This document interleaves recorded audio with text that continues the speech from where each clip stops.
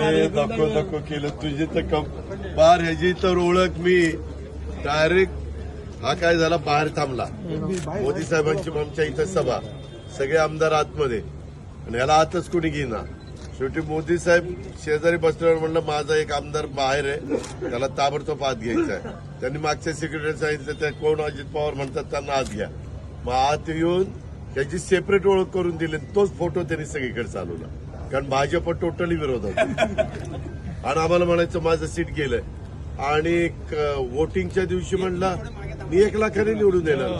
अरे म्हणलं काय रे तू सीट गेलं काय सांगतो कितीने आला 1,08,000 माझ्यापेक्षा जास्त दाखवतो वेगळं करतो वेगळं दाखवतो वेगळं. तर ओळख मी डायरेक्ट हा काय झाला बाहेर थांबला मोदी साहेबांची आमच्या इथं सभा सगळे आमदार आतमध्ये आणि ह्याला आतच कोणी घेईना शेवटी मोदी साहेब शेजारी बसल्यावर म्हणलं माझा एक आमदार बाहेर आहे त्याला ताबडतोब आत घ्यायचा आहे.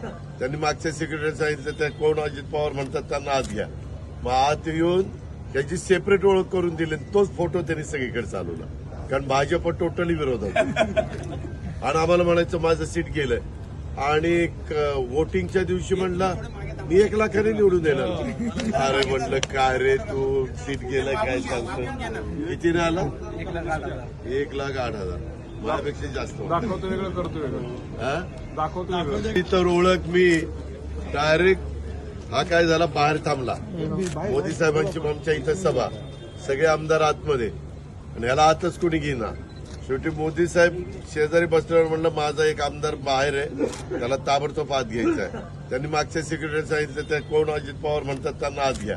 मग आत येऊन त्याची सेपरेट ओळख करून दिली. तोच फोटो त्यांनी सगळीकडे चालवला कारण भाजप टोटली विरोध होता आणि आम्हाला म्हणायचं माझं सीट गेलंय आणि वोटिंगच्या दिवशी म्हणला मी 1 लाखाने निवडून येणार. अरे म्हणलं काय रे तू सीट गेलं काय सांगतो कितीने आला 1,08,000 माझ्यापेक्षा जास्त दाखवतो वेगळं करतो वेगळं दाखवतो वेगळं.